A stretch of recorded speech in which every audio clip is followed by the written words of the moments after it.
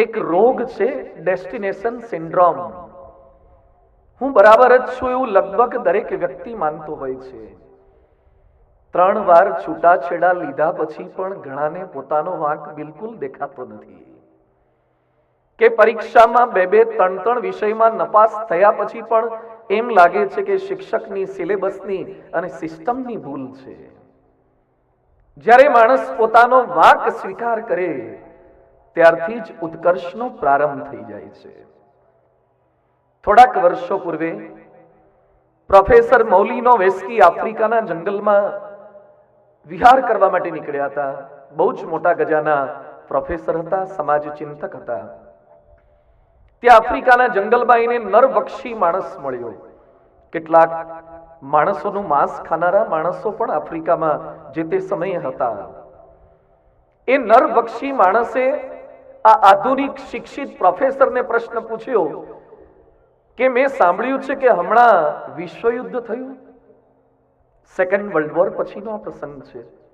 હા, કે વિશ્વયુદ્ધ થયું. મેં એવું પણ સાંભળ્યું છે કે એમાં ઘણા માણસો મર્યા.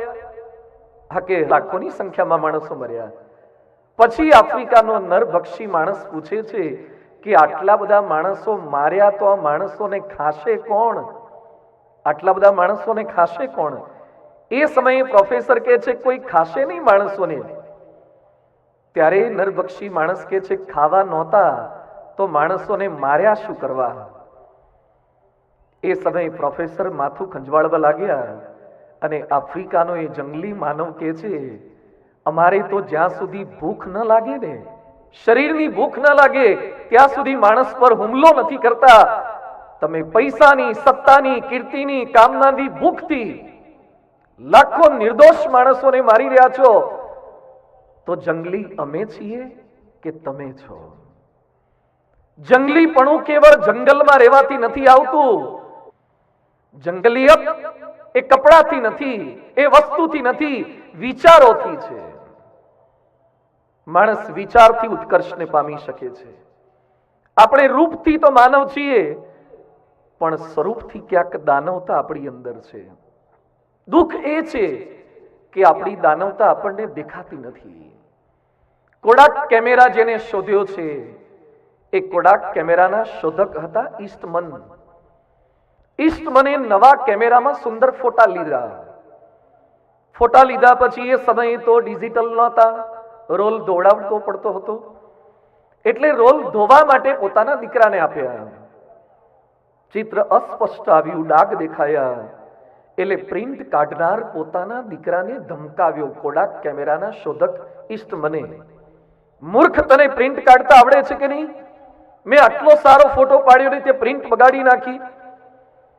એ સમયે દીકરો કહે છે પિતાજી મેં તો કાળજીપૂર્વક ધોઈ છે. તો કેમ આવું થયું?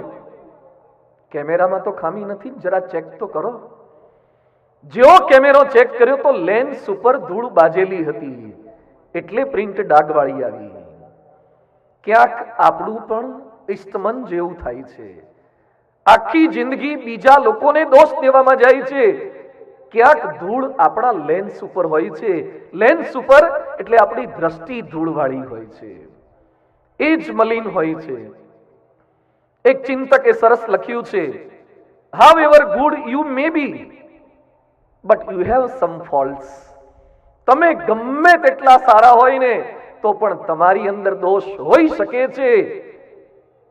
તમે હમણાં જ શૌચ જઈને આવ્યા હોય ને તો પણ તમારા આંતરડામાં થોડો ઘણો મળતો હોઈ શકે છે. આપણને એ નથી દેખાતો, આપણી મલિનતા નથી દેખાતી. એ મલિનતા બતાવે છે એવા સંતો, શાસ્ત્રો અને સત્સંગનો યોગ.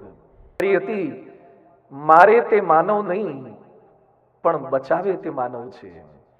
સ્વામીજી અમે ઇંગ્લેન્ડ, યુરોપ મહાસત્તા છીએ કારણ કે અમને માણસોને સારી રીતે મારતા આવડે છે. અને આજે વિશ્વમાં સૌથી શક્તિશાળી દેશ કોને ગણવામાં આવે છે? જેની પાસે વેપન્સ જાજા હોય, અણુબોમ્બ, પરમાણુ બોમ્બ વધારે હોય, મિસાઇલ્સ, સ્કડ મિસાઇલ્સ, રોકેટ્સ જાજા હોય. એને શક્તિશાળી બચાવે નથી, શક્તિશાળી મારે છે. આખા વિશ્વની વ્યાખ્યા બદલાઈ ગઈ છે. મહત્તમ બજેટ આપણું સંરક્ષણ પાછળ ફાળવવું પડે છે. એટલે આ સાંસદે વાત કરી કે સ્વામીજી, અમને માણસોને બચાવતા નહીં પરંતુ મારતા આવડે છે. અમે માનવ મટી ગયા છીએ, અમને માનવ બનાવો. આજનો વિષય છે વારસ સાથે વિમર્શ. મહાભારતના યુદ્ધ બાદ કૌરવ નરેશ, કૌરવ રાજા ધૃતરાષ્ટ્ર દૂત સંજયને પ્રશ્ન કરે છે કે સંજય, મારા લાડકવાયા 100 સંતાનમાંથી એક પણ દીકરો કેમ બચ્યો નહીં? 5 પાંડવોનો જય જયકાર થયો અને 100 કૌરવો અધોગતિને કેમ પામ્યા? બોલ સંજય, કુદરતે કૌરવો સાથે અન્યાય કેમ કર્યો? મારી કઈ ભૂલની સજા મને મળી રહી છે? મારા 100 દીકરામાંથી કોઈ કેમ બચ્યું નહીં અને 5 પાંડવ બચી ગયા? એ સમય કેવળ ચર્મ ચક્ષુથી જ નહીં પણ જ્ઞાન ચક્ષુથી પણ અંધ એવા ધૃતરાષ્ટ્રની આંખ સામેનું, શરીરનું નહીં પણ મોહનું પડળ ખોલતા, મમત્વનો મોતિયો દૂર કરતા સંજય કહે છે કે રાજન, બાળપણમાં દુર્યોધનને કૌરવો પાંડવોને અન્યાય કરતા હતા, એ સમયે પણ તમે કૌરવોને રોક્યા નહીં. એ તમારી પહેલી ભૂલ. અભ્યાસમાં કે રમત ગમતની અંદર કૌરવો પાંડવો સાથે અન્યાય કરતા, છળ કપટ કરતા હતા, અદેખાઈ કરતા હતા, એ સમયે તમે એમને ટોક્યા પણ નહીં. એ તમારી બીજી ભૂલ છે. તમારા દીકરાઓએ જુગારમાં શકુની મામા સાથે ભળી અને પાંડવોને કપટ કરી અને વનવાસ આપી દીધો. એ તમારી ત્રીજી ભૂલ છે. પોતાના સગા ભાઈઓને જીવતા સળગાવી દેવા માટે લાક્ષાગૃહની રચના કરી કે 5 પાંડવો કુંતા સાથે મરી જાય, આવું લાક્ષાગૃહ બનાવ્યું તમારા દીકરા દુર્યોધને, કૌરવોએ. છતાં તમે ઠપકાનો એક શબ્દ બોલ્યા નહીં. એ તમારી ચોથી ભૂલ.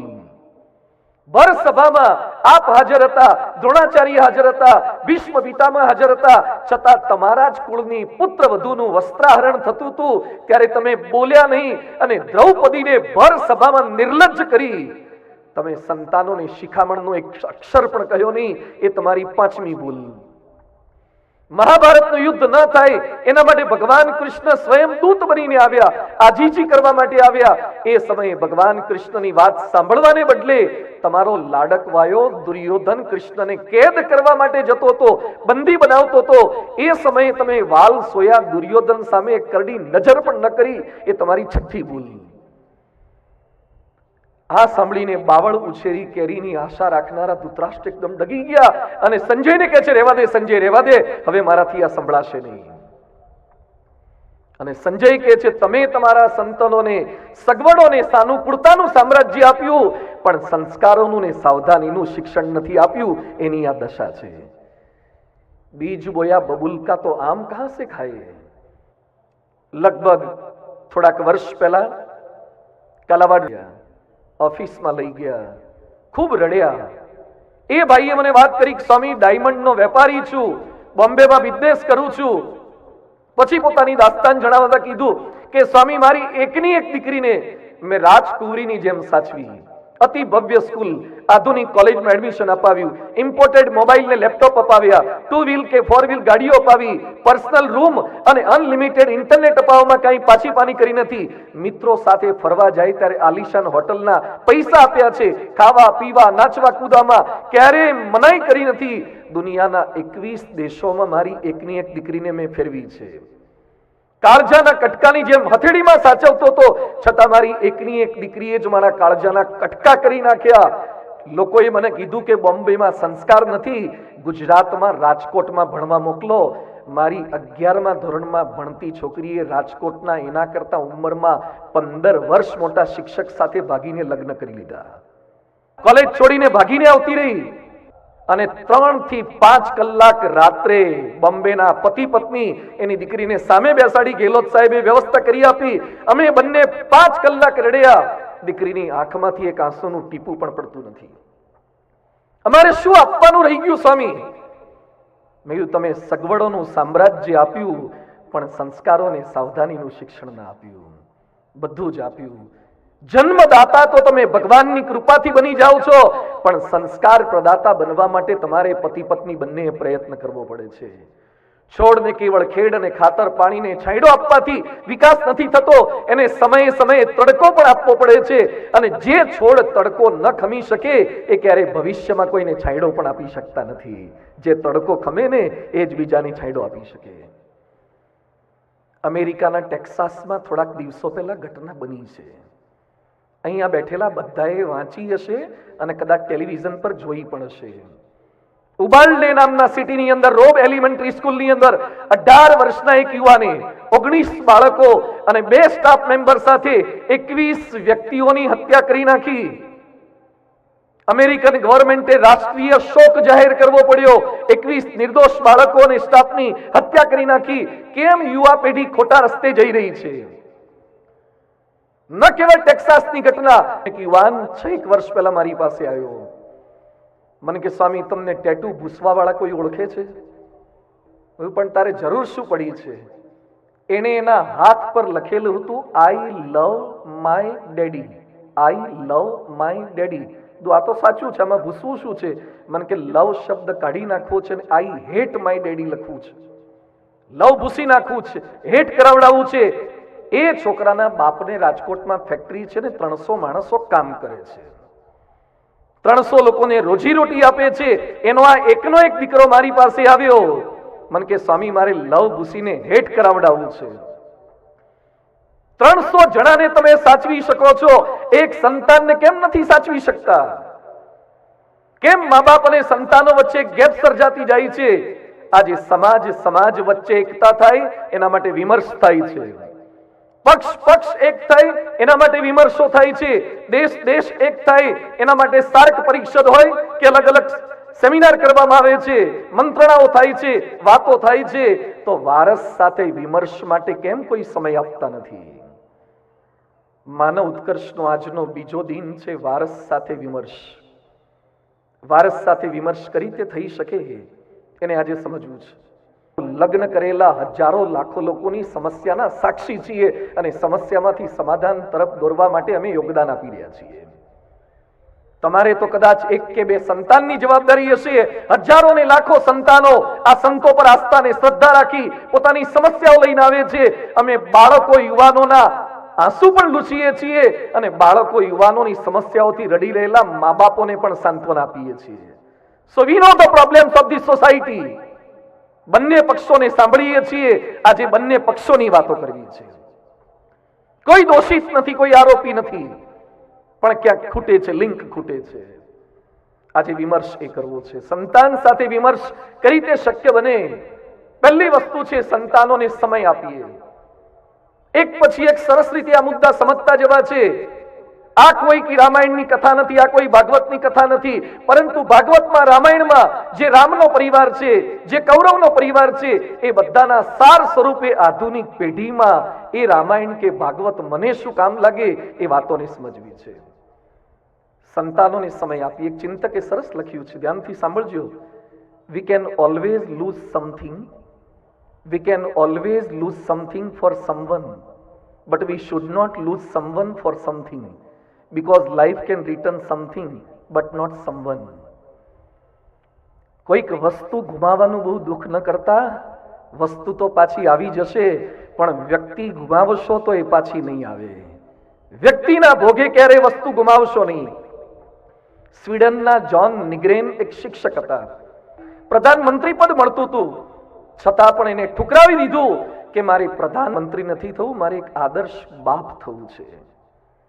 હું સમય નહીં આપી શકું. મુકેશ અંબાણીએ સરસ વાત લખી છે કે મારા પિતા ધીરુભાઈ અંબાણી ગમે તેટલા વ્યસ્ત હોય છતાં પણ રવિવારનો દિવસ તો પત્ની અને બાળકો માટે અવશ્ય ફાળવે છે. આજે અહીંયા બેઠેલા હજારો વાલીઓને મારી વિનંતી છે, તમે તમારા ત્યાં આવેલું રો મટીરિયલ બેસ્ટ થાય એના માટે સમય આપો છો, પણ આપણા ઘરે જે રો જન્મ્યું છે એને બેસ્ટ કરવા માટેનો પ્રયત્ન કર્યો ખરો? હીરાના કારખાનામાં કામ કરતા હોય તો પેલ ગાઢ તળિયા મથાળામાં નાખી અને રફને ડાયમંડ સારામાં સારો બનાવીએ છીએ. આપણા ઘરે જે રફ જન્મ્યું છે એને સારો ડાયમંડ બને એનો પ્રયત્ન કર્યો ખરો? કેટલો સમય આપ્યો? વર્તમાન પત્રમાં ભારતના ભવિષ્યની ચિંતા કરે છે. અરે ભારતના ભવિષ્યની જવાબદારી જેના શિરે છે દિલ્હીમાં ચિંતા કરી રહ્યા છે. તમે તમારા ઘરના ભવિષ્યની ચિંતા કરો. મોબાઈલ કે મીડિયા માટે આપણને સમય છે, ફેસબુક માટે સમય છે, ઇન્સ્ટા માટે સમય છે, ટ્વિટરમાં બીજા લોકો શું કરી રહ્યા છે, મેરાડોના શું કરે છે, મેસી શું કરે છે, એ ટ્વિટર પર વાંચ કરીએ છીએ. આપણું સંતાન શું કરે છે એનું થોડું નેટવર્ક સેટ કરો ને. સમય આપીએ, સંતાનોને સમય આપીએ. મળી રહેશે સમય, થોડીક સાનુકૂળતા કરવી પડશે. ગાડીની સફાઈ માટે કેટલાક લોકો રોજ સમય આપે, ગાડીની સફાઈ માટે, ચહેરાની સફાઈ માટે સમય આપે. આપણા સંતાનો માટે પણ ભલે થોડો તો થોડો, પણ થોડોક સમય રોજ આપીએ. બીજું છે સંતાનોને સ્નેહ અને સંગાથ આપીએ. સરસ્વતી ચંદ્રના લેખક ગોરધનરામ ત્રિપાઠી વકીલ હતા અને પુત્રીએ અગત્યના કાગળ રમતમાં ફાડી નાખ્યા. ગુસ્સો આવ્યો અને પુત્રીને મારવા જતા હતા ત્યાં જ વિચાર આવ્યો, હું ખાલી વકીલ નહીં પણ કોઈકનો પિતા પણ છું, એટલે મારે પિતા તરીકેનો વાત્સલ્ય ભાવ ભૂલવો ન જોઈએ. જેમ ઘરમાં પ્રવેશ કરતા પહેલા પગરખા બહાર ઉતારી દઈએ છીએ, એમ કેટલાક કંપનીના લેબલો પણ ઉતારીને પછી ઘરમાં પ્રવેશ કરજો. તમે કંપનીમાં ડાયરેક્ટર છો, ઘરમાં કોઈના ડાયરેક્ટર નથી, તમારે એક્ટર થવાનું છે. ડાયરેક્ટર તો ઘરવાળા છે, એ તમને રોલ આપે એ કરવાનું છે. ડાયરેક્ટર તો બીજા હોય છે, ત્યાં તો આપણે એક્ટિંગ જ કરવાની હોય છે. આ સમજવાનું છે. સ્નેહ સંગાત બહુ જરૂરી છે. મધ્યપ્રદેશના ઇન્દોરમાં થોડાક દિવસ પહેલા એક ઘટના બની છે. 11મા ધોરણમાં ભણતી એક ડોક્ટરની દીકરી ગળે ફાંસો ખાધો. 11મા ધોરણમાં ભણતી ડોક્ટરની દીકરીએ ગળે ફાંસો ખાધો. વાત જાણે એમ બની કે એ દીકરી સંગ દોષને કારણે, કુસંગને કારણે, ખરાબ કંપનીને કારણે સ્કૂલની કેન્ટીનમાં સિગરેટ પીતા પકડાઈ ગઈ. સિગરેટ પીતી હતી, એના જ ક્લાસના બીજા છોકરાઓએ એનો ફોટો લઈ લીધો અને પછી દીકરીને બ્લેકમેલ કરી કે તું સિગરેટ પીવે છે, આ ફોટો અમારી પાસે આવી ગયો છે, હવે તને વાયરલ કરીશું, હેરાન કરીશું. આ રીતે એને હેરાન કરવાનો પ્રયત્ન કર્યો. એવી ગભરાઈ ગઈ બીકને કારણે શી હેઝ કમિટેડ સુસાઇડ. જો દીકરીને બાપ સાથે એવું ટાઈપ હોત, ભૂલ તો થાય, બધાથી ભૂલ થાય, પણ એ ભૂલનો એકરાર કરવાનું એક સ્થાન હોવું જોઈએ અને કોઈક આપણી આગળ ભૂલની રજૂઆત કરે તો સ્વીકાર કરવાની તૈયારી આપણી હોવી જોઈએ. વિદેશમાં એક ભાઈએ નવી મર્સિડીઝ લીધી. મર્સિડીઝ બહાર મૂકેલી હતી, લોનમાં બેસીને, સન્ડે હતો એટલે છાપું વાંચતા હતા. એનો નાનકડો દીકરો ગાડી સાથે રમતો હતો. અચાનક એને કંઈક ઘસાવાનો અવાજ સંભળાયો એના વાલીને, એટલે ઊભા થઈને છાપું બાજુ પર મૂકીને ગયા તો નાનકડો છોકરો લોખંડનો ખીલો ક્યાંકથી એના હાથમાં આવી ગયો હતો. તો નવી મર્સિડીઝની બોનેટ ઉપર ખીલાથી લીસોટા પાડતો હતો. નવી મર્સિડીઝનું બોનેટ આખું બગાડી નાખ્યું, કલર કાઢી નાખ્યો, લીસોટા પાડી દીધા. અને બાપ ગુસ્સામાં આવી ગયા અને એમણે ઘરમાંથી ક્યાંકથી હથોડી જેવું કંઈક મળી ગયું હશે તો દીકરાના હાથ ટેબલ પર રખાયા ને એના ઉપર હથોડા માર્યા. આંગળીઓ છુંદાઈ ગઈ, લોહી લુહાણ થઈ ગયો. ગુસ્સો ઉતર્યો પછી છોકરાને હોસ્પિટલે તો લઈ જવો પડે, ટ્રીટમેન્ટ તો અપાઈ. પણ પેલો બાળક છુંદાયેલા હાથે એના બાપને ઘડીએ ઘડીએ પૂછે કે પપ્પા મારી આંગળીઓ તો છુંદાઈ ગઈ, હવે નવી આંગળીઓ ક્યારે આવશે, મારી નવી આંગળીઓ ક્યારે આવશે. આ પિતાને એટલો આઘાત લાગ્યો કે હું મારા ગુસ્સાને કંટ્રોલ ન કરી શક્યો અને મારા સગા દીકરાની આંગળીઓ છુંદી નાખી. ઘરે ગયા પછી દરવાજો બંધ કરીને હી હેઝ કમિટેડ સુસાઇડ, એણે આત્મહત્યા કરી લીધી. બાળકની બૌદ્ધિક કે માનસિક મર્યાદા સમજી ન શક્યા, એનું આ પરિણામ આવ્યું છે. સ્નેહ અને સંગાથ આપો, થાય ભૂલ, સંતાનની કંઈક ભૂલ પણ થાય. 2007ના વર્ષમાં પરમ પૂજ્ય પ્રમુખ સ્વામીજી મહારાજ લંડનમાં હતા. એક બાળકે લંડનમાં પણ મર્સિડીઝને લીસોટો પાડ્યો, કાચ તોડ્યો, એટલે પાર્કિંગ વિભાગના સ્વયંસેવકો એને લઈ આવ્યા પ્રમુખ સ્વામી મહારાજ પાસે અને એને કીધું કે સ્વામી આ તો મર્સિડીઝને લીસોટા પાડે છે, ગ્લાસ તોડે છે. પ્રમુખ સ્વામીજી એ નાનકડા વિદેશી બાળકને પ્રશ્ન કર્યો કે તે મર્સિડીઝ ઉપર કેમ લીસોટા પાડ્યા અને ગ્લાસ કેમ તોડ્યો? એટલે લંડનનો વિદેશી બાળક શું કહે છે, મારા પપ્પાની ગાડી કરતા આ ગાડી વધારે પડતી સારી છે એટલે મને જેલસી થઈ કે અમારી ગાડી કરતા બીજાની ગાડી સારી કેમ, એટલે ગુસ્સો થયો. પ્રમુખ સ્વામી મહારાજ કહે છે માફી માગી લો, જેની ગાડી હોય એની માફી માગી લો, આવું ન કરાય. કોકની ગાડી પર લીસોટા મારવાથી આપણી ગાડી ક્યાં સારી થાય છે? સારું ભણજે તો આવી સારી ગાડી તારે પણ આવશે. એણે ભૂલ સ્વીકાર કરી અને નવી જીવનનો માનવ ઉત્કર્ષનો રાહ એણે પસંદ કર્યો. થાય ભૂલ થાય, પણ સ્નેહ રાખો. યાદ રાખજો, હવેની નવી પેઢી સ્કિલનેસ વધારે છે પણ સેન્સિટિવ એટલી જ છે, બહુ સેન્સિટિવ છે. અમે લોકો લંડનથી આગળ યુરોપમાં ગામમાં ગયા હતા. ત્યાં સભા પૂરી કરીને રાત્રે એક ભાઈના ઘરે પ્રસાદ લેવાનો હતો. જમવા બેઠા ત્યાં નાનકડો બાળક ઘોડિયામાં સૂતો હતો અને રડવા લાગ્યો અચાનક. એટલે પેલા ભાઈને મેં કીધું એની મમ્મીને આપી આવો તો શાંત રહે. મને કે સ્વામીજી હમણાં છાનો રાખું છું. પેલા ભાઈએ પોતાના પોકેટમાંથી આઈફોન કાઢ્યો, એક નાનકડા બાળક જે રડતો તો પોતાનો એના હાથમાં આપ્યો. પેલો બાળક નાનો હતો છતાં પણ હથેળીમાં આમ કરવા લાગ્યો. એને જે ગેમ ગમતી હતી ગેમ કાઢી અને શાંત થઈ ગયો.